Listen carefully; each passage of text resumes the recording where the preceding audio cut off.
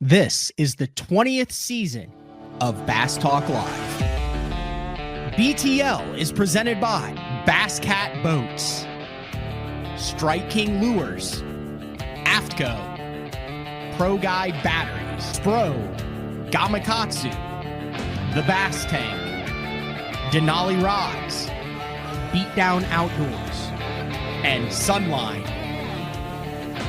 BTL coming at you. Good morning, and welcome to another exciting edition of BTL Bass Talk Live, where we are going to talk about bass fishing. Big week in the world of, I don't want to say professional bass fishing, but it is a big world of professional bass fishing, but pretty much bass fishing at all levels. It's like, I feel like this kind of, the last week of September and the first 3 weeks of October, a lot of club championships going on, a lot of team series championships going on, a lot of regional championships going on, and this is kind of what you all fish for. You fish for that, like that first, like fall crisp in the air, where you're fishing for like a boat or 5,000 or 10,000 or the trophy. And there was a big tournament this past weekend. It was actually scheduled for Hartwell, and then it was moved to Lake Martin, which was, I'm curious, like behind the scenes on how that change from Hartwell to Martin went down. Obviously, back-to-back hurricanes there on the East Coast. I was actually watching some of the Weather Channel and some of the aftermath from the hurricane that just ripped through the west coast of Florida, and that is just a bad deal. I watch Max Velocity on YouTube and Ryan Hall, y'all. If you guys are into like any sort of weather abnormalities or weather things, they're like independent meteorologists who go live anytime that there's any sort of weather event, I think is what they call it, across the United States. I'm obviously living in Oklahoma, the Plains State. Watch a lot of both of those channels during tornado season. And also, if you're into any sort of streaming or anything, like the behind the scenes tour of Ryan Hall's kind of meteorologist center, it's fascinating. These guys like kill it, make a great living just doing weather. But I was watching Ryan Hall and Max Velocity in Oklahoma as they the entire state with a tornado warning, like 100 some tornado warnings in Florida ahead of the hurricane. But thoughts and prayers with all those down in Florida. I know big BTL contingent and a lot of listeners down in the Sunshine State, and also seen a lot of offerings for help from anglers in other states, like, hey, if you guys need a place to stay, that type of thing. So really good to see that as they recover from that hurricane. Where was I going with that? Oh yeah, so that's why they moved the Lake Hartwell for the first hurricane, Helene, from Lake Hartwell to Lake Martin. We got a guest today, Emil Wagner. I'm going to go ahead and say it, probably one of the top 5 spotted bass fishermen in the country, regardless of whether you're on Hartwell, Lanier, anywhere where they're spotted bass. I don't know. I'll have to ask him. I'm not sure about his game when it comes to like Table Rock spotted bass, kind of those Ozark spotted bass, completely different breed than what he's used to chasing out there on the East Coast with the blueback herring chasers. He's going to join us in the second set. I'm going to call him out. The dude's alarm didn't go off. And I think we're going to start running into this problem as all of the Elite Series qualifiers, they're growing lads, folks. They're growing young men. They need their sleep. They need the average age continues to drop and drop and drop. After this Lake Martin, we have our 9 qualifiers. Now Easton Fothergill blows everybody away, wins the Angler of the Year in the Opens EQ, wins 2 of the Opens, makes the Bassmaster Classic, gets the contingency from Bassmaster to cover his entry fees, gets a $50,000 contingency from, I think it was Nitro Boats. He's the defending last year's team series bracket champion for college. I mean, this guy, we had him on the show before. Incredible backstory with him, with like the brain aneurysm, and he had to have brain surgery to get it fixed. He's super nice guy, really well liked, almost folk hero status already in that Minnesota area amongst all of his fellow anglers. And he's young. He's a college kid. Cody Meyer, Tucker Smith, Paul Marks, Emil Wagner, today's guest, Andrew Loberg, Dakota Ebert. Dakota will be on tomorrow. And then Tucker Smith. Tucker hasn't done many podcasts, and I reached out to him. I've gotten to know him a little bit over the past couple years. Protege of Amart, Aaron Martins. We'll talk to him about that. But one of those guys, the second half of the $1 million duo with Logan Parks that won the Johnny Morris's U.S. Open on Table Rock Lake a couple years ago. Storied collegiate career there. Bo Browning, Steven's on the BPT. Now Bo is on the Elite Series. I'm trying to think. So we have a lot of father-son duos.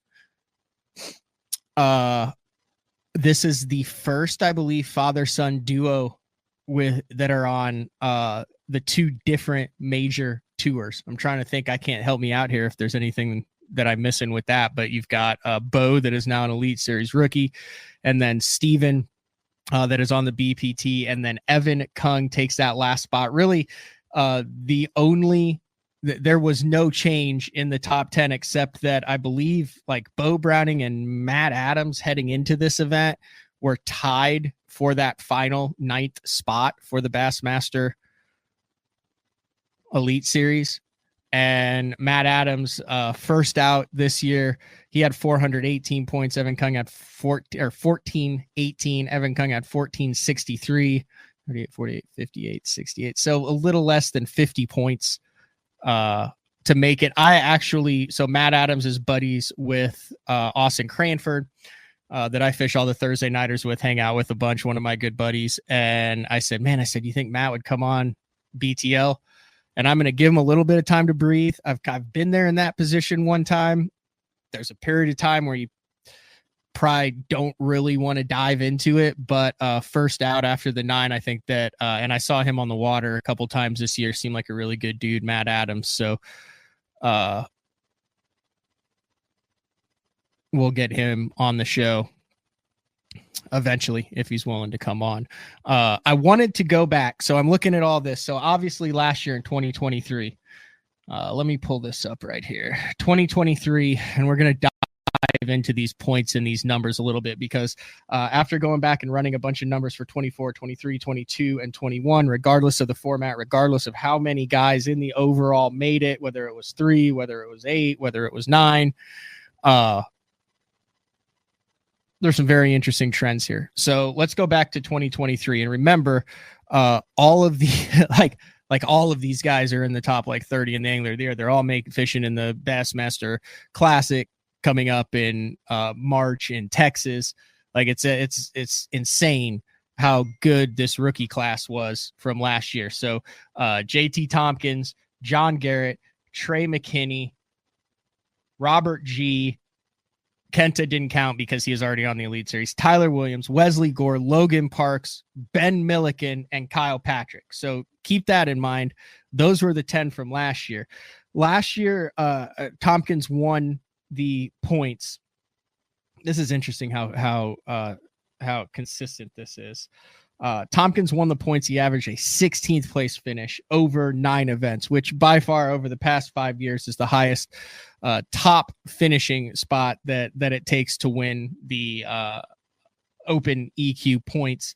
And then it took 42nd place in 2023. So this is last year, the most heralded rookie class in the history of professional bass fishing to make the elites. This year, Easton Fothergill in 2024, it took a 22nd place average to win. Now, this is an average field. Now, there were 120 in the last event because of they changed the venue. You had the hurricanes. It was the end of the year. I was one of those guys that contributed to that number. I didn't fish the last two opens because just statistically, mathematically, of course, I could fish to win to make the classic, but I was out of it for the points. But on average, it was about 190 boat field if you take into account the ones that had 200, 220, 230 boats in it. Easton averaged a 22nd place finish. Like, think about that. Like, that's insane. Like here, 20. If let's just say it's a 200 boat field.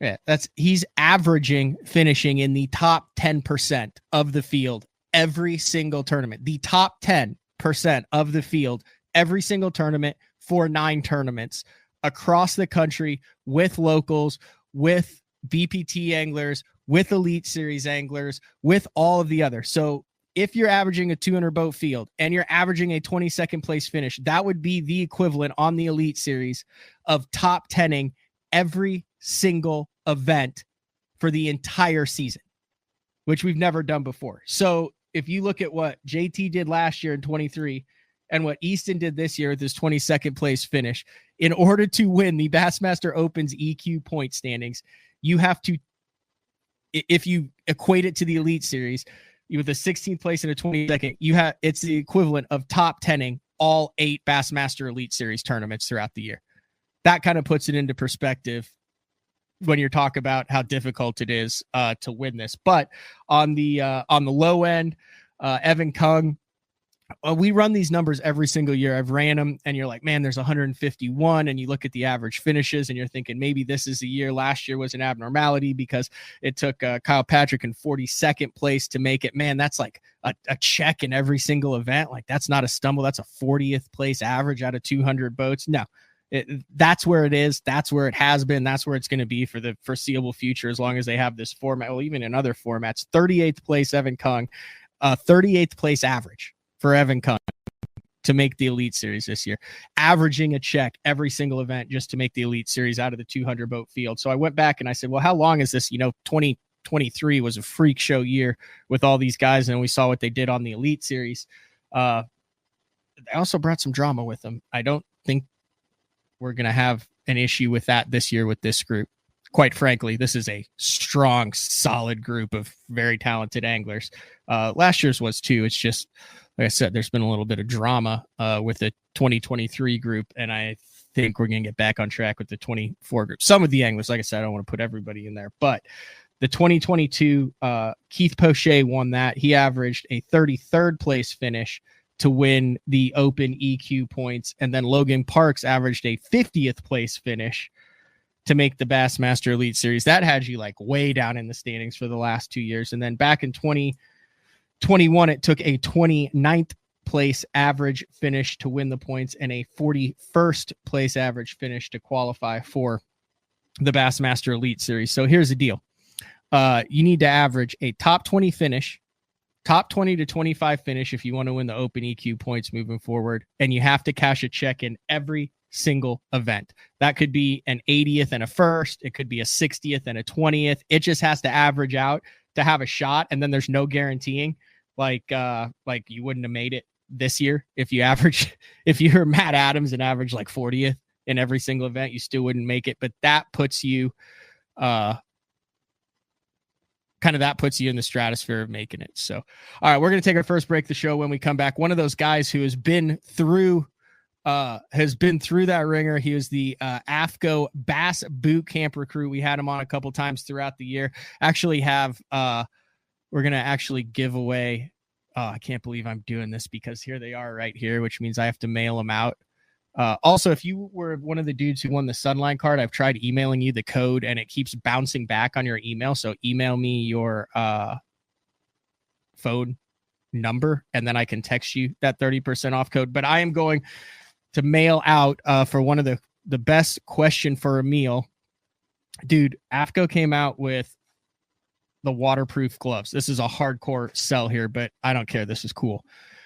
So I feel like I'm a pretty tough guy, except when it comes to cold hands. And I'm the guy who's like this in the bottom of the boat, whimpering like a puppy anytime it's like under 50 degrees, I say I don't have it. It's not been diagnosed. I think I have that Raynaud's or whatever it is. So cold hands, wet hands, not good for fishing. I love fishing in the cold though. So I do a couple of different things. One is I take those like sports wristbands, and then I'll put one of those chunky sports wristbands right here. And then I'll put a heat pack like right up against the inside of my hand right here, and that like warms the blood in my fingertips. The other thing is I try to avoid, when it's cold out, I'm going to get this wrong, vasoconstrictors. So nicotine and caffeine, which are difficult to avoid for some people maybe. But those like shrink your blood vessels, which allow less blood flow, which makes your hands cold. Like even like right now, I don't know if you can see it, but like my hands turn. Anyway, I've been looking for a great glove. These are new from AFCO this year. It was like 50 degrees this morning.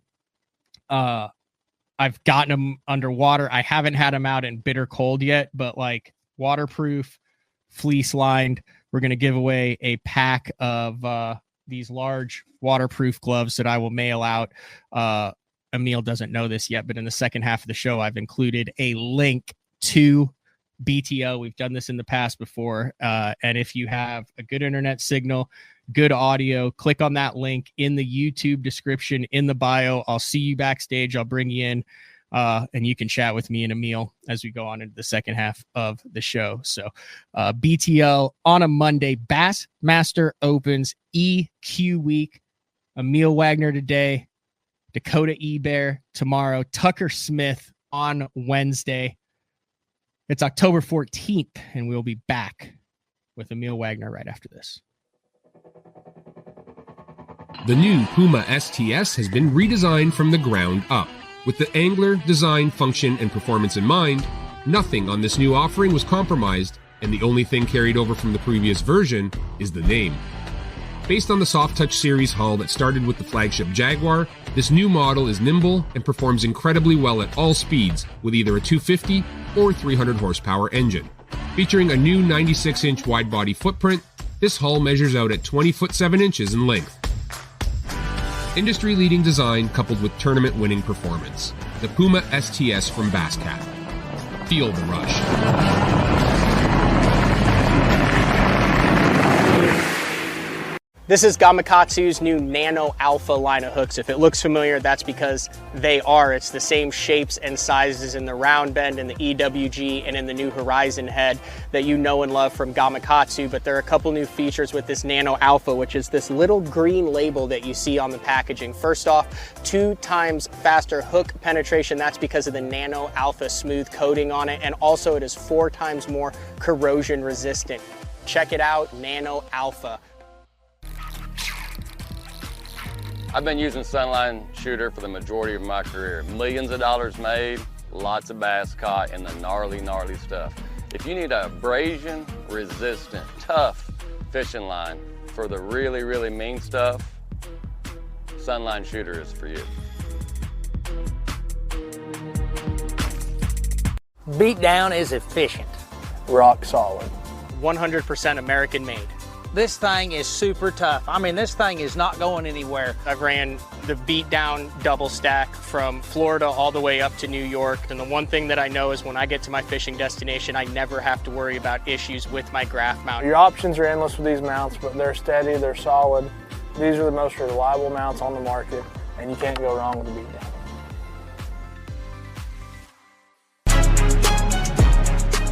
When you're ready to hit the water, Denali Fishing has you covered. Regardless of your skill level, from beginner all the way up to tournament pro, Denali has rods, reels, and tungsten to get the job done.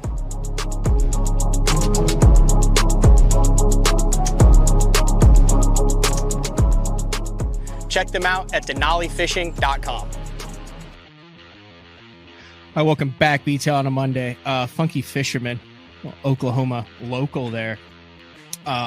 I brought up an interesting point. I saw him in the comments. He said, who out of the 2022 class, that would have been the Keith Poche year, is still on the Elite Series? So those anglers who qualified through that would have been Poche, Cooper, Cole Sands, David Gaston, Kenta.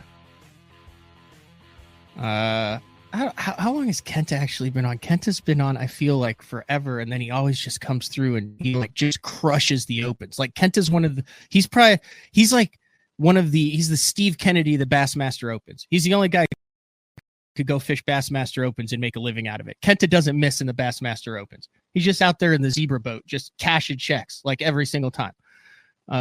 He was open. Yeah. That was when he qualified. He's still out there. I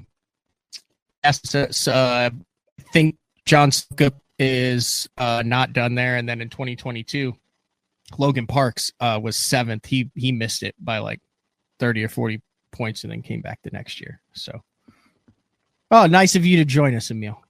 Yeah. Thanks for having me, Matt. Dude, if you were literally crashed out, listen, I say this like as a joke because I can't imagine like the mental stress that you have been through over the past week, and then to get up this morning and jump on BTL, like dude, like 72 hours of like decompression time.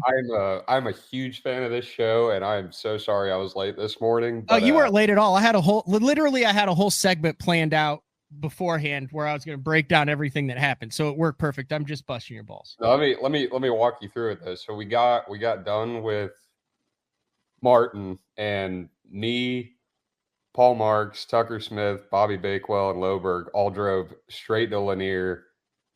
We kind of partied that night, stayed up till like 3 a.m. Then we woke up at 8 the next morning, went and fished Lanier till 11 o'clock last night. And then I got home at 1 and slept till now. So we literally fished for, I don't know, 10, 12 hours yesterday and just smashed them. Loberg and Bobby hadn't really seen Lanier, so I had to show it to them. Okay, who was the group again? So you have Bobby Bakewell. I don't know him at all, but just based on watching him on that final day and how he reacted to some of those buzzbait bites, I'm a awesome Bobby Bakewell fan. He seems like he'd be a fantastic BTL guest, and that he's like ate up with the fishing. He actually finished 11th in the points. So, I mean, if you're gonna miss the Elite Series, you might as well make the Classic. Exactly. He was pretty bummed about that. He's a cool dude. It was like the worst practice of his entire life, which is kind of like how Martin sets up. You can have a terrible practice and end up having something like that happen. But he deserved it, man. Barely missed the Elites and then wins the Open and gets to go to the Classic. So that probably, or I know that kind of erased all that, you know. Good BTL guest. Yeah, for sure. Yeah, he seems like a chatty dude who gets fired up. But I mean, yeah, it's hard to not get fired up when you're probably used to catching 12 inchers and then like a 3-pounder eats your stuff. It probably looks like a 12-pounder shark in your bait. That's why we went straight to Lanier. I was like, the biggest spot. I caught 1 308 in practice, and I think I caught 200 1-pounders, and I was like, I need to go catch something decent. All right, so I want to go back to this 3 a.m. party followed by the fishing. Who are the characters? So you had you, Bobby. It looks like he knows how to party. Me, Bobby, Loberg. Loberg, he seems like, I don't know. Does Loberg know how to let loose? He seems like maybe a top button guy. Like he's kind of like, hey guys, like let's make sure we maintain a professional image during this party section. No. I mean, I don't know. We all had a good time. And then who else? Paul, Tucker Smith, some of our girlfriends, a bunch of Paul's family, some of my friends. Marks. Yeah. I don't know him at all either. Is he's chill? Yeah. Yeah. We went to his place up there by Lanier, and a bunch of my friends, their friends, everyone's friends came. We just had a Tucker good time. Smith. Yeah. He's not even old enough to drink yet, is he? I don't know if he's 20 or 21 or 22. He's got to be. That's a smart answer. He's got. That's a real smart answer. So yeah. So you guys knew then that I was setting up the old. I was setting up the EQ week because I was reaching out to a bunch of the different EQ guys, trying to get the week, especially after like typically it's like, man, who are the 2 or 3 rookies that are going to make an impact this upcoming year? Like who's going to survive? man, you guys have like this rookie class, I would say, has the highest expectations ever. Last year, it was like, man, we know a couple of these guys. There's a lot of unknowns. Then they went out and just absolutely cracked skulls. This year, I mean, you look at what Easton's done, your pedigree coming in, Cody Meyer, Tucker Smith, the $1 Million Man, Loberg's coming from the West Coast, Dakota Eber, the decision that he made, Bo Browning, and then Evan, like by far the highest expectations for a rookie class going into 2025. You're part of it. You agree with that? Yeah, I get you're definitely right. I mean, I'm excited to fish those tournaments and not have the stress of the points. Like, don't get me wrong, you still want to do good, or I mean, you still want to, top 10 every single one, but it's nice to know that, there's only 100 boats and we get at least 2 years. And unless you just have a terrible year, I feel like I'll be more comfortable and you'll just be able to fish. So I definitely expect our class to do good. I mean, those guys are insane. I mean, I feel like I've had a pretty good run, other than that one tournament, and it was still, fifth in the points. And from third to like eighth, there's probably, I don't remember the exact number of points, but it wasn't much at all separating us. But yeah, I mean, those guys are insane. Easton, obviously, I mean, Cody somehow just picks up a Cinco and a chatterbait and just top 10s, top 15s every event. It's unbelievable. Yeah, I fished around him a couple times this year, and he got the better of me every single time, even if it was just by ounces. But to watch him methodically break down a tract of the lake, a section, segment of the lake, like that dude, I always thought like maybe he was a hunted and pecked around and just like, oh, a little here, a little like, like if you think Cody Meyer, you think, dude, that guy can absolutely decimate 3 or 4 football fields and catch every damn possible fish in there and do it for 7 straight hours without ever looking up. It was impressive as hell to watch. He makes it look easy too. Like you go on live and it's like, oh, he's just skipping a Cinco under docks or whatever. But it's like, there's obviously just way more that goes into that. But that the top 9's nuts. I expect them to do really good and hopefully no drama. One of the cool things this year, AFCO brought back the AFCO Bass Boot Camp. I think it was the third time that they did it. The last time was with me, and then they said never again. But they brought it back, paid for your entry fees for the opens, and then you kind of brought us along the journey as it comes. But just from the get-go, I mean, they covered what did AFCO cover? The entry fees for all your opens this year. So was it nice knowing that you didn't have that stress on you, especially you got off to a hot start. You did almost 10. You did $10,000 in the first 2, but just from a financial standpoint, we talk about how much it costs to fish all 9 of the opens. How nice was it to have that support, that backing from AFCO kind of going into this season? 100%. Yeah, it was so nice because with the opens, I wasn't able to guide even nearly as much, and on top of that, you have no idea if you're going to cash any checks or anything. So having that just financial burden lifted off of you was incredible. I couldn't be more thankful for them. I've loved to get to know those guys. My main contact over there just took a new job, but I've got to know a bunch of the other guys, and dude, they're such awesome people, and the stuff they make is incredible. They just came out with these all-day pants. Have you got a pair of those yet? Which one? Oh, are those the ones that have the it's like gray in the band? Does it say like gray in the band and it says AFCO and they're a little bit stretchy? Yeah. Oh yeah, no, I literally just got a pair of those. Dude, that's why I have these. I got a new on my fall. Yeah, no, I'm a big fan of those. Yeah, but no, I couldn't be more thankful for that. I mean, it was there. They had some really good dudes to pick from too, and I'm thankful for the opportunity. We've got 2 of the videos ready to rip.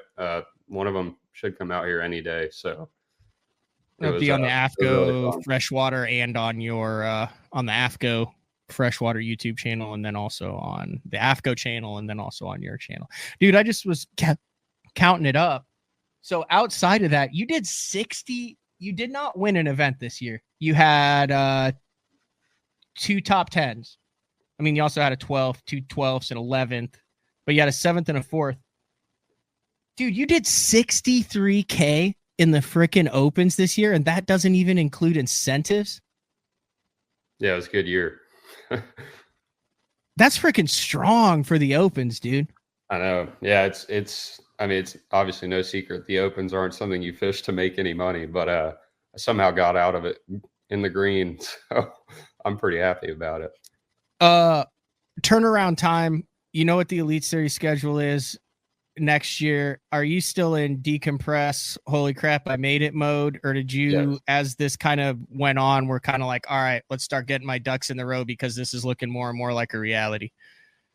No, I'm still in I didn't want to talk about rooming with anyone, sponsors, anything until I actually qualified, just because that superstition, I guess. Like I had a couple, very light sponsor conversations, but nothing super serious. That's probably going to be the main task this week, is figuring out, the situation for next year, rooming, sponsors, boat wrap. I need to order a boat, all that stuff. So you got, nothing right now. Like you're on the Elite Series. No, I know nothing. You had a great weekend. You smashed him on Lanier, and now you're on BTL. That's pretty much like, that's the scope of your life right now. Yes, 100%. I mean, it's got to feel pretty badass, though. It is. Yeah, we kept talking about it the last night and on the water yesterday. We're just like, dang, we get to do it, and it's only in like what, 3 months. So it's like, feels like it should be like a year till we start fishing it, but it's like it's coming up just here in a second. So, can we go through each event? I'm very curious on on how this went down. I am just mainly curious on like baits and themes, because you're a spotted bass guy.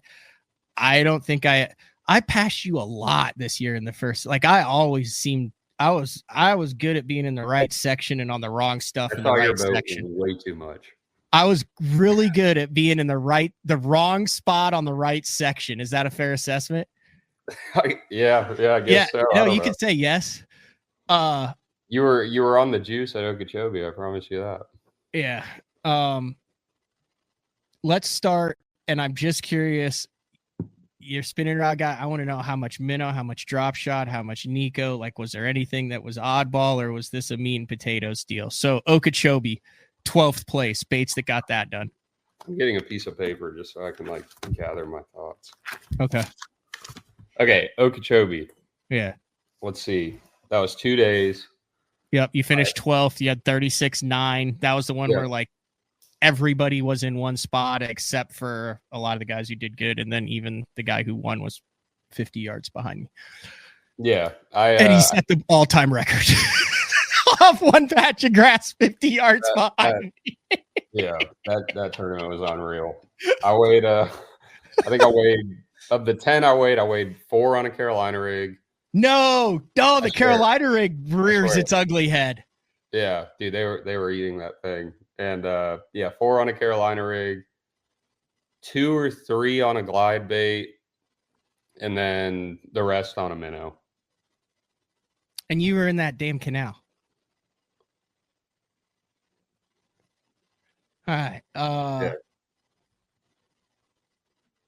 Minnow. Let's say what, 4 on the minnow? Yeah, probably 3 or 4. Okay, we'll do 4 just for posterity's sake. 4, 8, and then 2 on the glide. There's 10. 24th place, Lake Washita.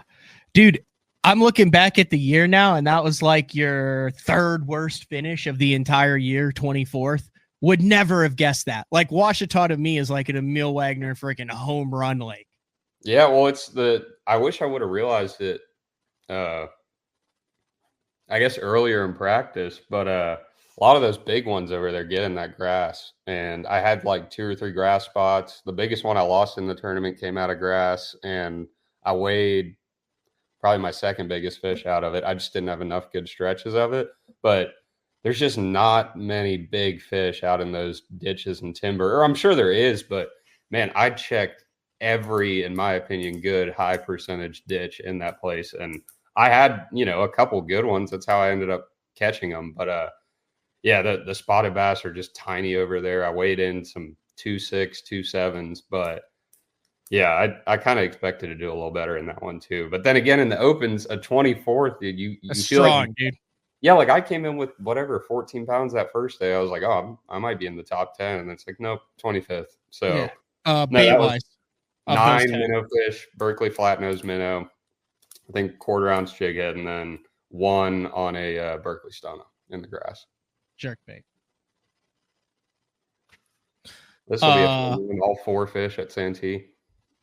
Yeah, Santee Cooper, 100. Dude, you qualified with ease, and you basically didn't even show up to one of the opens. Yeah, Like you got 11 points at Santee. dude, I would have never guessed. I hadn't chalked the day or two after that event. I had 100% been like, all right, whatever. We're just gonna learn the rest of the year. And then after talking to some friends, they were like, if you just ball out the rest of the year, you can still make it. So I try to keep a positive attitude. But All right, what did those 4 bass come on at Santee? 1 jerkbait, 1 drop shot, 1 wacky worm, another drop shot, 2 drop shot, 1 jerkbait, 1 wacky worm. Then you bounce back with your best finish of the year, Logan Martin. Dude, that was a tricky one. That was real easy to come in with 8 pounds there. That was, you found where the biggest school was chasing bait on the main lake, and it was the biggest main lake flat off of the channel and lived there, right? Yeah, and they really weren't even chasing bait. They were glued to the bottom on a ledge, and then maybe every now and then you'd see them shoot off the ledge and, go into a ball of bait. But it literally felt like I was fishing a ledge on like the Tennessee River. But every bass there I caught was on a minnow. So all 15. Yep, I think. Yeah, every single one. No. I weighed 1 on my second biggest one the last day was on a spook. And I weighed 1 the second day on a frit side. I started on a shad spawn every day and culled them all out on that ledge except for 1. It was about there. Yeah, that was a wild shad spawn that just completely died, like very quickly. Like I found the best spot for it. I found that last day. I kind of knew about it, but one of my buddies started on it one of the other days, and like the second day I just kind of skipped it. But I found a place with some big ones the last day, and I caught 2 really nice ones. I culled 1 of them, but I caught one almost 3 pounds. Which is a monster there. 12th place, Eufaula, Oklahoma, another stingy tournament, 27 pounds to finish in 12th. That's like 13 and a half pounds a day. Mm-hmm. That's actually exactly 13 and a half pounds a day to finish 12th. What was that breakdown? Most of those were on a drop shot. Let me think. Let's see, the first day I weighed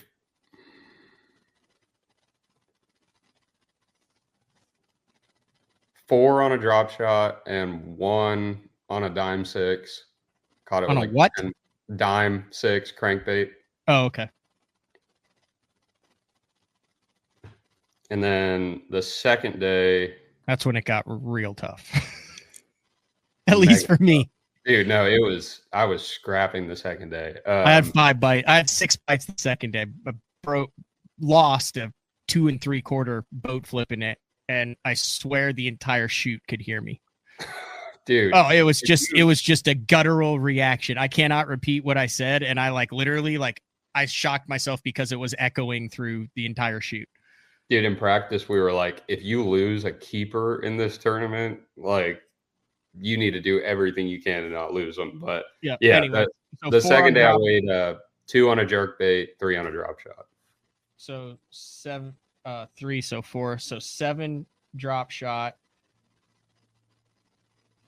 1 crankbait, and 3. Wait, that's 11 fish. 6 drop shot. Yeah, 6 drop shot. Crankbait, 3 jerkbait. Okay. Yeah. And now it gets kind of basic. St. Clair. Well, no, you had it right. 7 drop shot. 1 crankbait, 2 jerk. Jerkbait, 1 crankbait. Yep.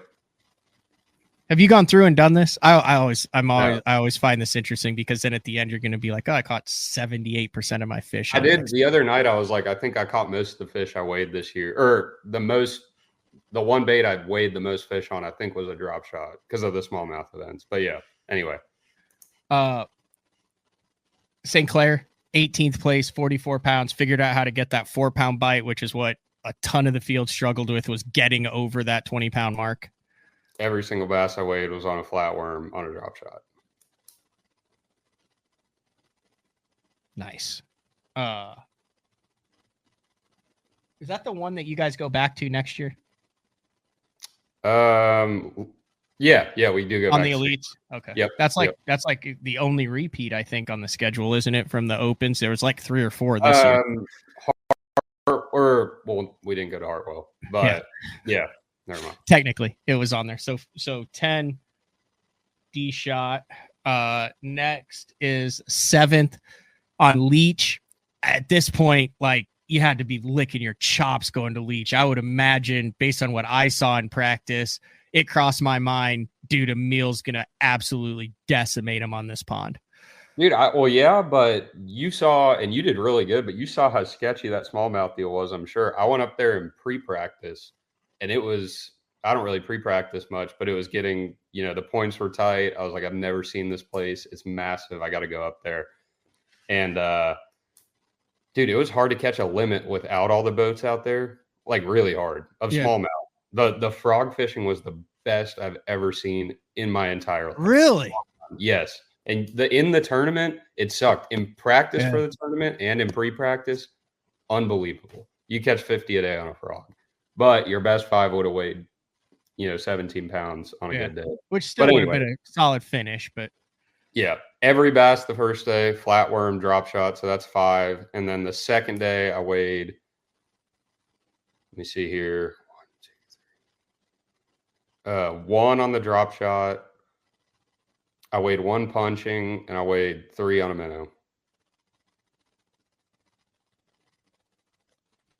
All right. And that was a 7th place finish there. Dude, those things never gave up either. That was insane how hard. Like, when you hooked one, I knew I was in for 3.5 to 5 minutes. Unbelievable. It was, and I kind of just horsed them in instead of letting them fight a bunch, and I only lost 1. So I think I kind of started doing that at St. Clair, and I don't know, it seemed to help. Instead of just letting them go crazy forever and doing all the weird stuff with your rod, I would just set the hook and reel them in as fast as I could. What line were you using? 10-pound fluoro. Just on 8-pound cranking. Just cranking. Lacrosse, 11th place. I mean, this is where it's real. Like, you're in. All you have to do, I mean, I don't want to use the term coast, but you just got to coast to the finish here. It's a get to the weigh-in with 5 fish, and you're in the elite series. Did you realize that going into lacrosse, that like, hey, the wheels are on the bus? Next one, yeah, because I was like, but at the same time, Mississippi River is so sketchy. I was horrified of that one, but yeah, with what I thought. What do you mean, like horrified? Like, no clue how, like, where to go, how to fish? No, I had like, a what game was your? plan, but it's just like, I was terrified till the 4th day of practice. I figured out what I was going to do, and I felt really good. But I went there in pre-practice too, and I found some sand drops down in the bottom of pool 8 and the top of pool 9 where I could smash smallmouth, and literally every spot I found in pre-practice that had a school on it, not one of them had them on it in practice. So I was like, well, pre-practice just ruined my first 2 days of practice. I was like, now I got to go figure something else out. And no, I ended up finding a deal in the Black River. I burned 4 gallons of gas in 2 days. And I weighed 3 on a chatterbait and 7 on a drop shot.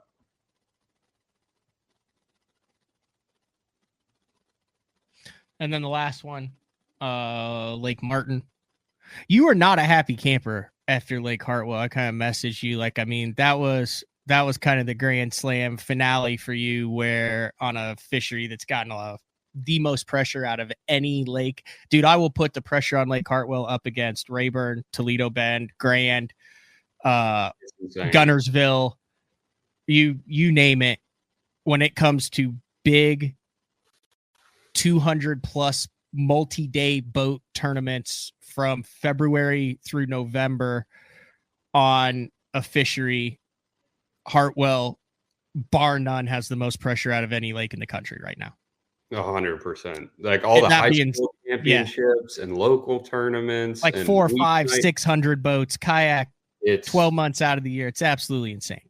if that place didn't get the pressure, it would be one of the best lakes in the country. But we don't get to see the weights it can produce because they're so dang hard to catch. But yeah, that was, I mean, I'm not gonna lie, I was pretty pissed off for a couple of days, and then I was like, all right, there's people going through way worse stuff than we are right now. And you know, I think the big it wasn't, I thought they did it because of the condition of the lake, which is what annoyed me. And the lake was totally fine, but then the gas stations were open. But the thing is, a lot of those supplies were being used to help people just barely north of Hartwell. And it was probably the best call for them. But it did suck because that was the one tournament all year that I was like truly excited to be at. And I mean, I was excited for all of them, but that one, I went in pre-practice. I don't know why. I just went and looked at stuff that, you know, tried to find new stuff, and dude, they were biting. I mean, you could have had 23, 24 pounds a day in pre-practice. But and technically, I mean, the Lake Martin was by far your second worst tournament of the year, because you finished 27th there, which is a testament to how well you did. But with only 120 boats, finishing 22nd, if you add that, you know, it's like a 50th to 60th place finish with a full field. But that's exactly what you needed to do: go out, catch 9.5 pounds a day, and move on with your life. So what did that break down at Martin do bait wise? So let's see here. They were all so small, dude. I called so many ounces. This is gonna be just tough. Ballpark. Yeah. My two biggest ones, I can remember those. My biggest one came on a swim jig the first day. Second biggest one was on a spoon. I caught a 180 on a crankbait that morning. I had a 150 something on a jig, and another 160 on a spoon. My God. Okay. Day two, every bass I weighed in was on the spoon. So 7. A jig and spoon. But you wanna tally this up? Yeah, let's do it. I didn't write any of it down, but I wrote it all down. I figured. I don't know why I find this stuff interesting, but I do. No, I feel like it's gonna kind of be a weird one. You had a limit every single day, right? There wasn't any day that you didn't have a limit. Santee. Oh, yeah, Santee. So total bass. So total bass 10, 20, 24, 34, 39, 49, 59, 69, 74, 84, 94. 94 bass, I believe. We just got to do. You got to do the days too. Yeah. So no, we're gonna do this whole thing for you here. This is how we do it. I've never actually done this live on air, but this is what I think every angler needs to do who's serious about their craft. So you weighed in 248 pounds of bass. You weighed in 94 bass. This is hopefully right. I'm just doing it once. So your average bass that you weighed in was 2.64 pounds. Martin hurt that average. That's still friggin' strong, though. Yeah. Decent. That's a solid. That's a good one. bass. Yeah. That's a good one in the opens. That's a good bass in the opens. Bait wise, let's do the top baits. All right. You think the drop shot is going to be number one. So I'm seeing 2 plus 7. And if this doesn't add up perfectly, then whatever. You can complain to the sponsors. Another 7, another 6, and another 10. 32 of your 94 came on the drop shot. It's a lot. That's 34%. Minnow, I believe, would be the next. And you can do this like on your club tournaments. Like I had like in years past when my soul hasn't been crushed early on, I keep a big thing on the wall, and when I come home, I'll like make notes of each bait and things like that. So then you can actually do it as to like the structure you caught it on, like how you like, if you keep detailed records, it's really cool to go back at the end of the year, because you'll be like, oh, like I didn't think, like the wacky rig or whatever it is. I've had years where I was like a Nico where I didn't think it played, and I go back and it's like 53% of the fish I weighed in that year was on a Nico. But if I go back, I'm only throwing it like 20% of the time. Right. So you're like, why would I not, if I'm weighing in fish like this, why am I throwing it? Because in my mind, I'm not looking at this, like kind of the Oakland A's Moneyball thing, right? Right. So minnow 4, 9, 13,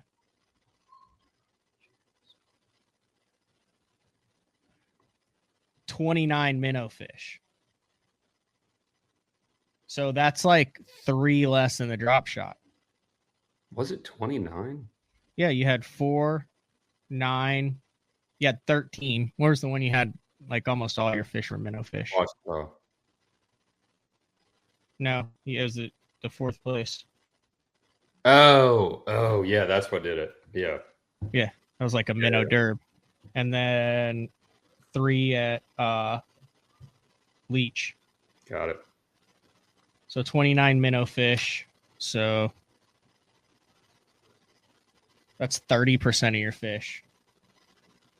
So 64, 2 out of all your 3 fish were drop shot and minnow. 2 out of 3. And then 2024. Yep. But then you had a bunch of like one-offs, but I would definitely say the jerkbait then played next. So there's 1, 2, 3, 4. Because you only 5. Yeah, I think you only had 5 jerkbait fish, and then everything else is just like spread out. Yeah, punch fish, a swim jig fish, spoon. So your top 3 baits were a drop shot, a minnow, and a jerkbait. The spoon I weighed 6 on. That might be more than the jerkbait. 2, 3, 4, 5. Yeah. The jerkbait was more universal. Like you added a jerk that added 1 here. So then you can also go back through and say, okay, this is a bait that I caught him, that I weighed fish in tournaments in 7 of my 9 events. Whereas even though you might be like, spoon heavy in one event, it was the only event that you threw the spoon in. So now you know your strengths, your percentages, what you underutilized, and what your most versatile bait was. Yeah. And that's how you break it down like that. Yep. I mean, that's kind of what you would expect coming into it, though. Drop shot, minnow, jerkbait, and a smattering of other stuff. Yeah. Yep, that's about right. All right, you good? I'll take a break. When we come back, we got a couple listeners on. I see Zach down there. Zach is he's at work right now. I can tell he's at work. I think he's a juggernaut. I think you're heating and air. I think he's heating and air. I stayed at his house. Yeah, Zach Pringle? We both did, yeah. I stayed there. Oh, yeah, you stayed there too. For a regional. He's got probably the nicest pit bull in the history of dogs. Yeah, dude. Like, I was like, pit bull, I trust him. Don't really trust. I trust that dog. Like, that dog is the coolest dog ever. He's got a nice little setup over there. Yep. All right. It's BTL on a Monday with Emil Wagner. We literally just broke down every fish he caught, and he qualified for the 2025 Bassmaster Elite Series. We'll be back right after this. Hey guys, Brian Schmidt here with Spro. I'm going to talk to you about the confidence I have in the equipment I use. I have a charter boat business back home in Maryland.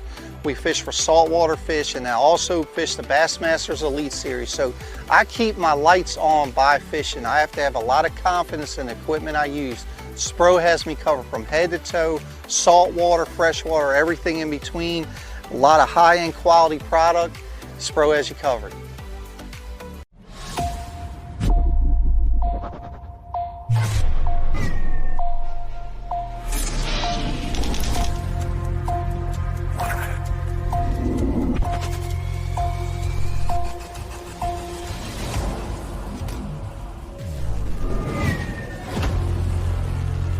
Everything you need, one legendary brand. Time on Strike King.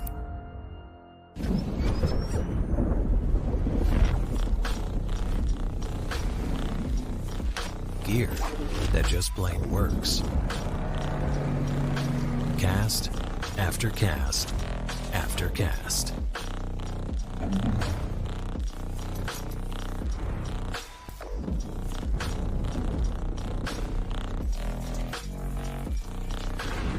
AFCO.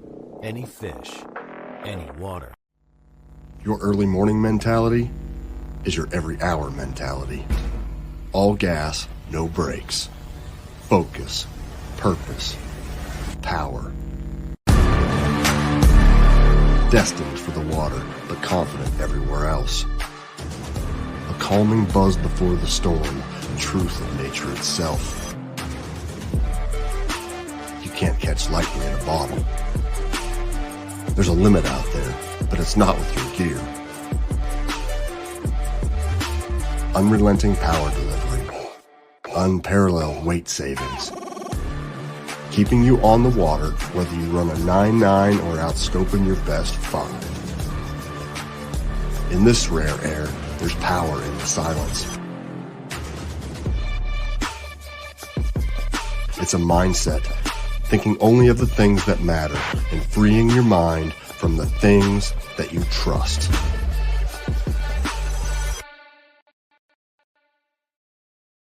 Get the best patterns backed by tournament data. Start by finding the best 10% of your lake. Know exactly what to look for and what to throw. After that, just put them in the boat. Try the Deep Dive app today. Get that beat. Omnia Pro gives you the confidence to eliminate dead water on thousands of lakes across the U.S. Exclusively through Omnia, utilize our map layers containing critical real-time satellite information to see water temperature, water clarity, and important weather data all in one place, along with 1-foot contours for navionics and detailed CMAP social mapping. Matched with Omnia's industry-leading loyalty credit program on all your tackle and gear needs, this is the only app you need in your arsenal for success on the water. All right, welcome back. BTL talking with Emil Wagner. If you guys want to jump in on the conversation and have a chance to win a pair of the AFCO waterproof gloves, you got your hands on these yet? Yeah, I haven't got those. Dude, the reason I have one to give away is I ordered 4 pairs of them after they sent the original one. They've got like this stuff right there, and then they like kind of stretch a little bit, and then they've got like the... I hope those are an exception to the rule, but I cannot fish with anything on my hands. Oh, yeah, I am all like I fish with gloves endlessly, like all times, like all the time. Like a shocking amount of the time I fish with gloves on. Maybe you need to run the stats on how many days a year you fish with gloves on, and if catch less fish when you have gloves on. I feel like it does not, like I can run the show with these on, no problem. What? I can. And they have like the little finger thing, so like if I want to, I can still do the phone thing. Gloves do not bother me. All right, we got 2 people in the queue right here. We'll go to the first one who's been waiting patiently. He might be like on a roof or something. That's Zach. What's up, dude? Thanks for hanging out for like 25 minutes. What's going on, guys?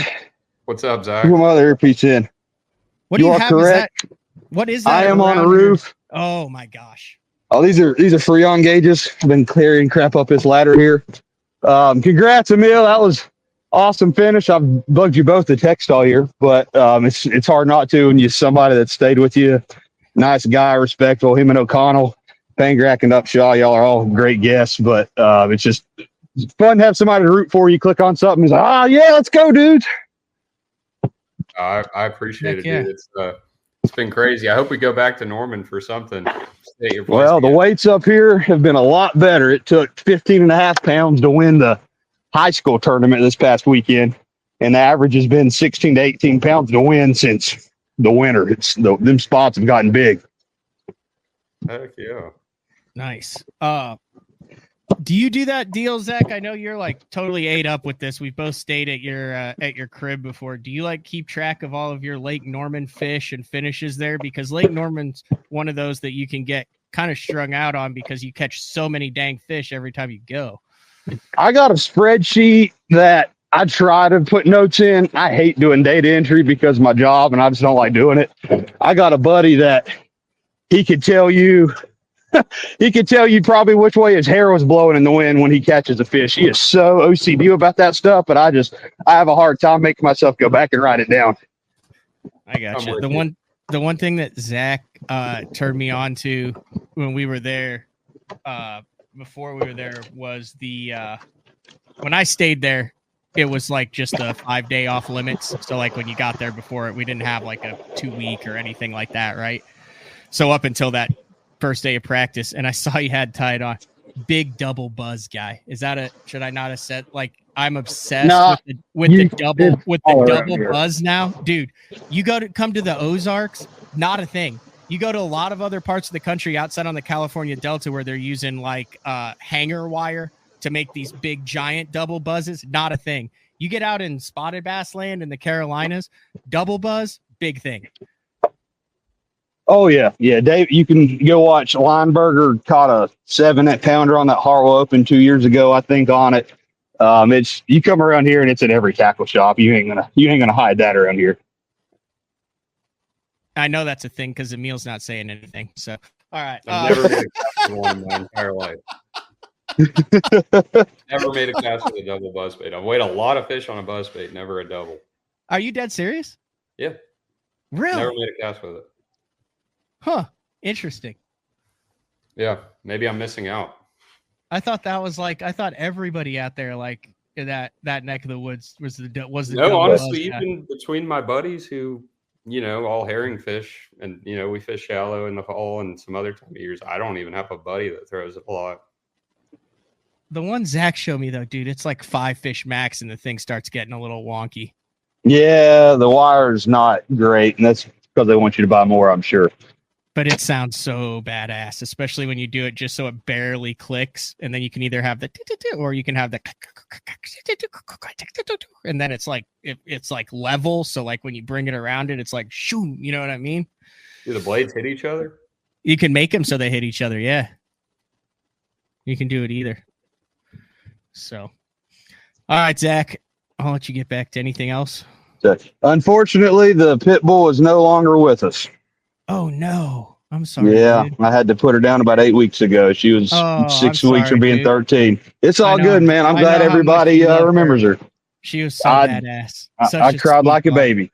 I bet she did. That's a good 13 years, though. Yeah, her life expectancy, I think, is 10 to 12. So she's doing good, or she was doing good, but yeah, she ain't here no more. You took good care of her. I appreciate that. But yeah, good. Can we ask one juicy question for Emil? You don't have to answer if you don't want to, but something just to get some info out of the channel. Hell yeah. You good for it, Emil?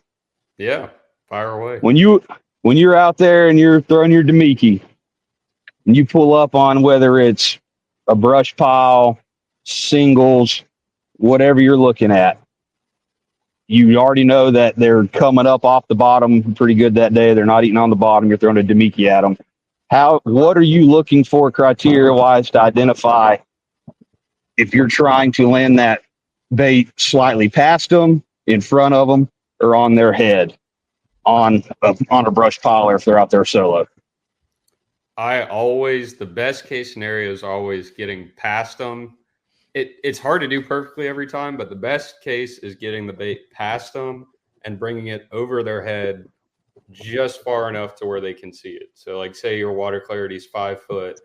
If you can throw that bait, say 10 feet past the fish and bring it 5 feet over his head, that's always the most ideal. But that's mostly with largemouth. With spots, it's a lot more just reaction oriented, so you can land right on their head. But I'd say if you had to pick one day in and day out, past them and then bring it far enough above their head to where it doesn't spook them. Got it. Dude, that was a good question, Zach. That was a good question. I was supposed to be able to practice with him half a day for the Hartwell Open. He told me I could go out there as a co on that last day, and it got changed around, so I didn't get to go bug him with a gazillion questions for 3 hours. Oh, Zach's good luck. I wasn't. They went to Martin instead. That was bad luck. I hear good luck for You me. didn't miss out, I promise. I appreciate it. But yeah, man, good luck. Congrats on making it. It's awesome to see the nice guys get ahead and stuff for a change, but we root for you next year. Y'all have a good day. Appreciate it, guys. All right. Thank See you, ya. Zach. I appreciate it. I didn't know the pity had passed away. I didn't either. I feel bad. No, we were saying good things about the dog. I know it was one of my favorite dogs. Yeah. All right. I think our next guest too. We'll bring him in. Hella Bass. What's up, Rich? What's going on, guys? What up, Rich? Good. How was Vegas? I don't know. Plants and hotel rooms all look the same no matter where you are. Work trip. For a second there, when I saw you out there, I was like, "Oh, the man jumped in the U.S. Open. That's a bold move." That'd be way cooler. Like maybe I could have tried to fish at the AAA while I was out there, but dude, I did. Like I challenged. I did that show where they were looking for him for the Lake Mead Open, and I was like, "Hey, like this is a great opportunity. If you sign up and fly out there, like." And it started the next week. Like, let me know. I'd love to hear about it. And this dude was like, yeah, I heard about it on BTL. I signed up for it. He had like 2 great draws. He had big bass. He finished in the top 10. He made money, like the whole thing. Like, yeah, all sorts of prestige and prizes and stuff just for going out there and fishing on the AAA side. So it's going on right now. Like the U.S. Open on Mojave is going on right now. Look at that, Rich, with the double buzz. Now that one has the floats on it. Yeah, there was a company that made these, I don't know, high rollers or something they were called back in the day up in Minnesota. They put the little foam floats on them. And that way you can just real slow creep it. Yeah. Now we just put buzz toads on them and then they go slow. So I can't tell whether Emil's just like stop talking about the double buzz. No, I swear I don't care. If I ever, I won't lie about anything. I'll just say I don't want to answer. I don't throw. How has that not come across your radar?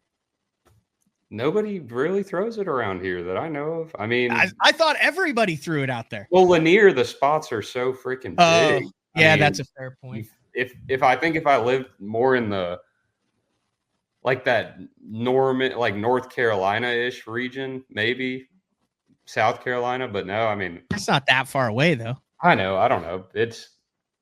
I just don't throw it. If I'm fishing shallow, it's just a single blade for me. But the spots Lanier spots will crush a single blade. Yes. Or I'm usually, when I'm throwing it, I'm trying to catch a big largemouth, but you'll catch spots on it too. Huh. I remember last year I caught a 7-pounder, my first fish in a local tournament on a buzzbait. Do you throw the double buzz, Rich, or are you just a guy who has every tackle piece known to man under the sun so you could just pull it out? I don't think I've thrown it in 20 years. Really? I'm the only one here who actually throws the double buzz at times. Picasso makes one that is like a 747 aircraft carrier. Have you guys seen it? I'm in the stage of my life where I'm trying to pare down my tackle and not add to it. Picasso makes one that's like maybe an ounce and a half. The blades are massive.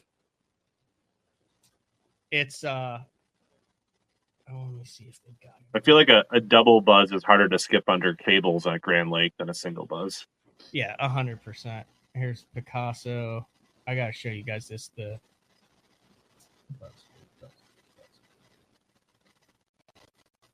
It's called the Buzz Saw. That's how freaking badass it is. Here it is right here. They make they actually make 2. So they make a junior buzz saw. Look at the freaking components on that thing. That's some thick wire. Yeah, and you can make those things way more durable than this thing for sure. 100%. You can make those things clack. It's 0.51 stainless wire, and then they also make one that's even bigger. It's not letting me click on that. But anyway, what else you got, Rich? Yeah, so I guess my question is not nearly as good as the other guys now that I've listened to his question. And that, I feel like you should clip that and save it in my phone. But so Emil, how many, after fishing a couple opens of myself and seeing how awesome the guys in the competition is, I mean, I always knew the Bassmaster Opens were good, but like after fishing them, you realize they're like it's even better when you're in person, face to face. But how many of the 9 opens did you pre-practice this year, and how many of the elites do you plan to pre-practice next year? So I pre-practiced Leech Lake and Mississippi River, and then one day on Logan Martin. That's it. And then next year, I'm 90% sure I'm going to go to St. John's. Okeechobee, I probably won't. I don't know. I might take a little trip to Texas, and there's less. I guess there's a couple less events. Maybe I'm going to pre-fish every single one I can make time for. Which I'm not a big pre-practice guy, but we're going to brand new water. We only get 3 days of practice, and those guys most of them have been to those lakes a bunch. So I'll probably go down there and just ride around for a couple of days and craft and just see what the lake's about. Because whenever you go somewhere new, you spend at least the first day just like literally riding around and just seeing what the heck's going on. So like somewhere like Fork, I'd really like to go there before official practice. So honestly, probably most of them if I can pull it off. But at the same time, I know how I am. I'll probably end up booking a ton of guide trips and won't make it happen for half of them. Yeah. So probably I'd say half of them I'll probably pre-fish. Yeah, in the opens you kind of had a day to cruise around, right? With 4.5 days. Yeah, I mean 5 days. I only pre-fished for Leech and Mississippi River because I don't have that much river knowledge and I just wanted to get up there and see what it was about. And I was already going to Leech, and I did Leech because I felt like it was such a wild card and it's 110,000 acres. Turns out it fishes tiny and I really didn't need to go up there. But yeah, I was like, sweet, I just wasted 2 days of driving and whatever else. But no, I'm not a big pre-practicer, but I guess I might be next year. We'll see. Yeah, I guess that. My uncle Marty said you were his favorite draw. He learned the most fishing with you on the Mississippi River. Dude, we had a blast. I had 2 awesome draws on the Mississippi River. I drew Daryl Gleason's, I think, travel partner, like one of his, they do the Toyota booth together. But yeah, dude, we had a great time. And he said, so I know there's a lot of controversy out here about elite rookies being shady and these open guys. The very first thing Emil said to my uncle is like, I'm going to make the elites. You can't tell me anything. He was 100% by the book, like reminded him all day, every day. He didn't want to get any information. It's on the schedule it's on the schedule in August. So I got you. Just to clear things up, don't lump everybody together. There's a lot of guys doing it the right way. No, I appreciate it. Yeah, that was a stressful one for me because I try to I don't want any weirdness with the rules. I don't ever want to be looped into that, so I always do my best to. I will say this year too, and like I said, I only fished 7 of the 9, but it was a drama-free, incredibly well-run open season by Hank. Outside of the fact that they completely screwed the boat draws up, like massively, to the point where I got the Did you ultimate get screwed again? Dude, the ultimate shaft. Like, dude, I had people that were like, dude, you need to get your entry fees back. Bass needs to compensate you for the entries next year. Like, I have legitimately lost sleep over the BS boat draw system. And before I pay a cent to them for the 2025 EQs, I'm going to have in writing how they're going to make sure that this does not happen when you're dedicating $30,000 and 3 months of your life to get screwed 7 consecutive times. You had that happen to one of your friends too, Emil? Sorry, I'm a little passionate about it. No, I mean, pull up my boat draws just honest, to let people know. I had a few middle of the pack. I really don't care. I'm not saying it doesn't suck for you. I don't really care, so I don't think it would affect me too much. But my roommate, it pissed him off. He literally every event like dead middle, and he was like, before we get the text, he was like, "Watch, guaranteed." Sure enough. Oh, I'd love to have had dead middle. I would have dead middle would have been gorgeous. These are my boat draws. Oh, hell no. Listen to this. Oh, wait. Well, so if yours was really early, really late, that's what mine was too. Almost every event. Oh, no. We have spawning events. We have shad spawn events. Heaven forbid we get out before boat 160. These are my draws for the entire 7 events for this year. 95th, 149th, 163rd, 159th, 157th, 171st, and 181. That's pretty bad. I like a long day the first day, though. So you can ask my roommates. I prayed for a late boat number every time. But if you don't like it, that's insane. I like sent that to a statistician, and they're like, dude, like you pretty much have the same chance of winning the lottery as having that actually happen randomly. I wonder. I think what it is listen, I make a show here. It did piss me off. Went a little overboard on that. I will make sure I talk to him about it, and have talked to him about it, and have sent emails about it. But hey, I'm a entry fee dues paying member, right, Rich? I pay $2,000 to be able to bitch. My big three opens were very balanced. I had one late boat draw, one middle boat draw, and one early boat draw. Must be nice. Look at what Jody said. If you would have fished the last two, you would have got boat one. You just didn't know it. That would have evened your average. Yeah. Well, I would have fished the last two had the late boat draw not kept me from top 10ing every event.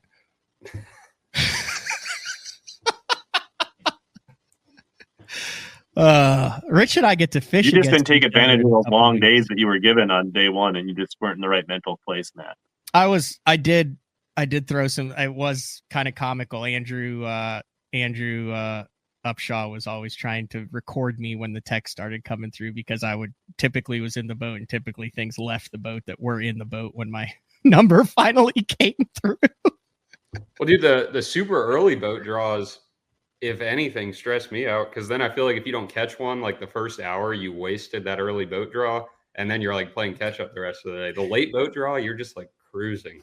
See, I'm a little different here. Like, I mean, the problem is like, I don't know, I had a couple of times where you roll up and, you know, guys have already established themselves. They've been there for an hour. Now you're trying to work the way in.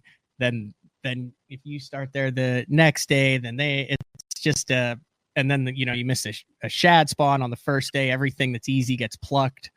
It's just a mental thing. That's a mental toughness that I need to work on. 100%. Like, I mean, you take a guy like Emil, he's like, I don't give a damn. Just put me on the water. I'm going to catch him. You know, whether I get out there at 7:30 or 8:30. You kind of get to ride down the lake and just see what's going on too. Like what's getting hammered, what's open. Like, I don't know. Yeah. You get a little feel for it. But I mean, I pretty much just drove down the lake and watched Emil freaking on the side of the boat trying to land him on a spinning rod every time I drove past him for the entire year. Whatever. Where did I see you? I saw you in Florida. Yep. Like, this is serious. I saw you at Ouachita. You're in a pretty good ditch. I did not realize until 3 hours left on day 2 that all those big ones were up in that. Yeah, you were out there like where it meets almost the main river. Like, I think most of the big ones in there were like where it starts to neck down. Yeah, I was fully aware that in the last 3 hours there of the second day there. That's a bad move there. Saw you at Santee in some pocket. I don't remember. So there's 1, 2, yes, Santee. 100%. That was where we were down at the end, and I could tell that you were not enjoying life. No, we were both not enjoying. We did not see each other. I definitely saw you at Logan Martin multiple times. You were fishing that saddle down in between the island that had the rock and the 12 with the drop off on the back, and then you were fishing the big main lake deal. I mean, just put the waypoint on here. Oh, no, I'm messing with you. I don't care. There's a lot of saddles on that lake. No, there's like one on the lower end. Oh, sorry. No, I don't care. Did I see you on Eufaula in Oklahoma? I spent most of my time in the chute there. The chute. What's the chute? I don't think I saw you at Eufaula. I don't think so. I was down south all the time. I saw you on Leech a couple different times, but not where I was fishing. I had to drive past you multiple times on Leech. Yep, right on that corner. That's where I fished like probably 3/4 of. Yeah, because I remember I drove past and I was like, "Son of a gun, that guy figured him out there." Because to me, that was like very. Yeah, there was one rock on that place. Yep. That was unbelievable. And if people would have left it alone for more than 30 minutes, which the second day I pulled up there and there wasn't a boat on that place, which it had like 20 all around it the whole time. I pulled up on that rock and I caught a 4.5, a 5, missed one and lost one in 4 casts, and they were just littered. But yeah, that place is pretty good. What'd you do at Leech, Rich? Did you go largie fishing? I spent most of my practice looking for smallmouth, not dialing them in, getting frustrated, and then spent the morning of each tournament not catching smallmouth, and then falling back on largemouth to scratch out a limit each day. But can I ask you a quick question about? I need to ask you a quick question. I don't know. 6 months ago. Hold on. I'm gonna pull up your YouTube channel here. Hella Bass. So right before practice started for this event, Emil, you're gonna enjoy this. Right before practice started for the event, this is like 3 days before we go to Leech. And Rich, is Minnesota tournament angler. Rich drops this video. And I don't have my premium on here, so hold on a second. Talk where else ad revenue pays the same. He drops 90 minutes of big bass, amazing Leech Lake bass fishing. and it is just 90 minutes of Rich in the salad, just cast, catch, count, and mount. And he literally. So I call my buddy and I'm like, well, I guess we know Rich is going to be smallmouth fishing for this derby. Was that just a drop to try to get views since it was coming up? Was that a drop to try to get people up into the grass away from the smallmouth? Like most people right before a tournament they're fishing don't drop 90 minutes of them just hosing them on a lake that no one else has been to. Yeah, it was more for channel sake. Okay. I mean, I did know that I knew the tournament was going to be won on smallmouth. I mean, I was 90% sure it was going to be Easton that was going to do it. But, yeah, it was more just – and it was funny. One of the days I pulled up and Patrick Cookins was like, hey, I enjoyed your video. I watched it on the way back from New York while I was driving. But, yeah, a lot of the videos that I used to do, because I haven't filmed in a couple of years, if we go back to a fishery, I go in and make it private once the schedule comes out. I'm cool. I don't – because the only people that are going to go back and watch that are guys that are going to try to figure out, hell, if Pangrat can catch him here, maybe I need to watch that. I don't live in a world of paranoia. I just figure you got to find him in the present. So, welcome to my world, Rich. All right. How do you do? Frog bite was fun. Yeah. Gosh, it did. It definitely the pressure.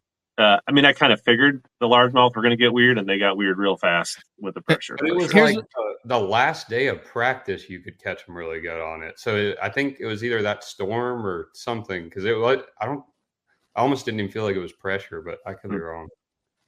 I do know my buddy Drew. I can say it. James Niggemeyer, and was at the night before. I was like, freaking perfect. You're fishing as a James isn't going to be floating around the middle. He's going to be up there fishing for green ones, and calls James and he's like, yeah, whatever. And I think James had 2 or 3 fish the whole day.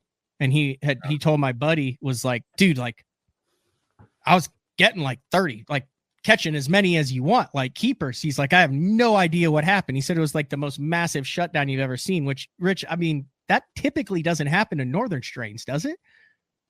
Not often. Not especially in the summer. Sometimes you get that weird period, early September, where we have that transition and the fish you get that first cool night and the fish kind of start moving and scattering, but then it kind of picks back up. So it is pretty. I mean, it happens everywhere. But yeah, it's that them fish usually are super angry. I think sometimes when the ice skims, you can catch them on a frog up there. They're just they eat. I don't know if you noticed this, Emil. And if you watch that video that I put out, not shameless plug, but they eat frogs different there. Oh, 100%. They don't slurp them. They come over the top like a killer whale trying to eat a baby seal most of the time is when they eat it. It's insane. Different, completely different than how they eat frogs in most other places.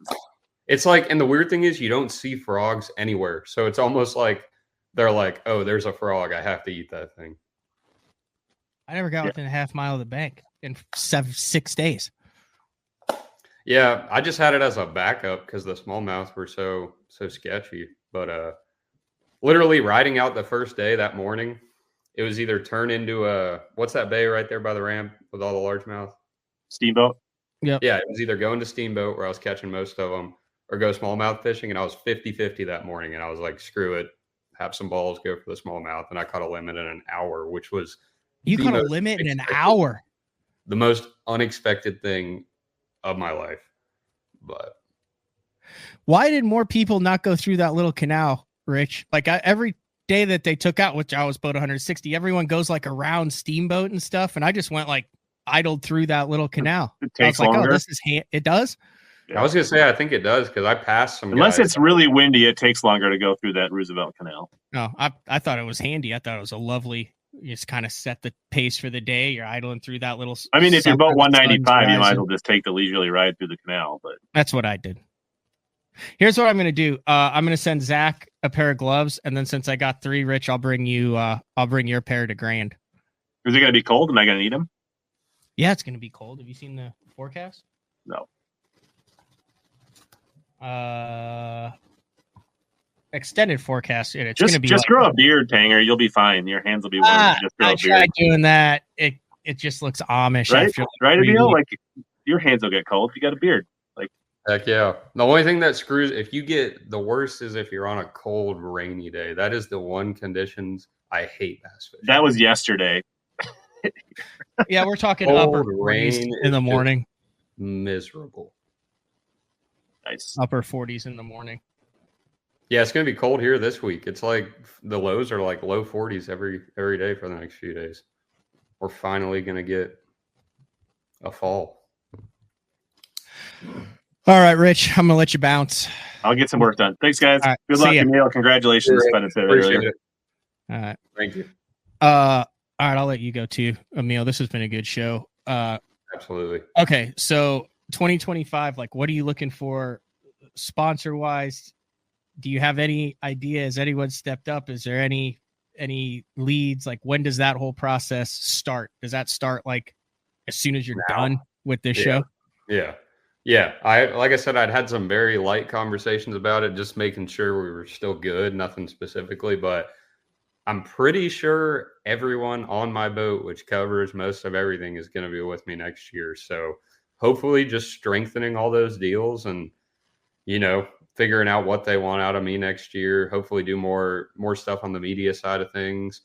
And just strengthening those relationships. I like sticking with people that, help me out. So I'm not looking to bounce around too much by any means, but big one, I got to figure out the boat deal and I guess just contract renewal for next year. One of them, I'll be with Waterland for a while. I already know that. And that's set in stone. And, just need to make some calls and see what's going on.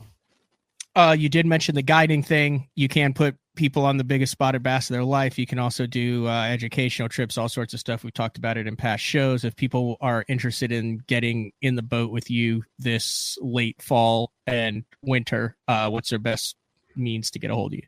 Yeah. My website's down right now. I haven't even had time to fix that, but just my phone number, 404-775-0462. If you want to text me and get a trip, love to have you out. I don't have as much time as I used to do them. Unfortunately, I really do enjoy guiding and putting people on the fish. I mean, Lanier is the most insane lake in the country. We trashed them yesterday and it was a sunny, high bluebird Sunday. I mean, that's about as tough as it gets, but, if you guys want to catch some big spots, I'm always available. I don't know if I'm allowed to guide on Hartwell anymore till that event. I need to talk to Lisa about that, but definitely guiding on Lanier. So hit me up. All right, there you go. Congratulations. 32% or 34% drop shot fish, 30% minnow fish. 2 out of 3 on either of those to get the job done in the Bassmaster Open EQs in 2024, and we'll take your talents to the Bassmaster Elite Series in 2025. Emil Wagner, thank you for jumping on BTL. Yep, anytime. Seriously, I'll come on anytime you want, and I will not be late next time, I promise. You weren't late. It worked out absolutely perfect. I know. If I was genuinely upset, I wouldn't have said anything. I'm very passive aggressive. Got it. Noted. See ya. All right, thanks, Matt. All right, the one and only Emil Wagner. Very, very talented angler. A lot of the guys in the industry thought he would be in the top. If you go back in like February, whatever, once the list came out, Clark Ream and I sat down and we did a comprehensive opens show where we picked what was going to win each one, how much weight was going to win it. And I love going back and looking at those things. But I will say we did have Cody Meyer We did have Tucker Smith. We did have Andrew Loberg. We did have Dakota Ebear. We had over half of the guys who actually made it were on our Fab Five, the 5 guys that we each picked to make it. So congratulations, Easton Fothergill, one of the most dominating seasons in Open history, the best season in the history as far as wins and top finishes. The last 2 years have just been absolutely insane. So a little bit different show. So tomorrow, 8:30 a.m., Dakota Ebear is on. It will be a recorded show tonight. I do have to record that show tonight because the man is like, dude, I want to do BTL. I got to get in a deer stand sometime. I said, all right, we'll knock out a recorded show. I didn't want to go on top of a couple other live streams that typically happen on a Monday night. So that'll be tomorrow. And then Wednesday, Tucker Smith doesn't do a ton of podcasts, a ton of shows. Very interested in talking to Tucker as he is introduced to the Bassmaster Elite Series in 2025 after third place finish. So, all right, that is all we have for today. Thanks for everybody for tuning in. Thanks for Hellabass for calling in. Thanks to Emil. Talk to everybody tomorrow. See ya.